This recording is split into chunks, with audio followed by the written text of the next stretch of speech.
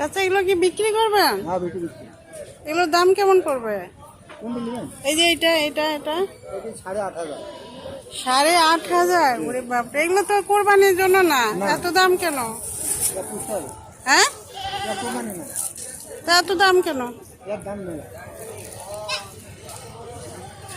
তো অনেক দাম। কত দিবেন?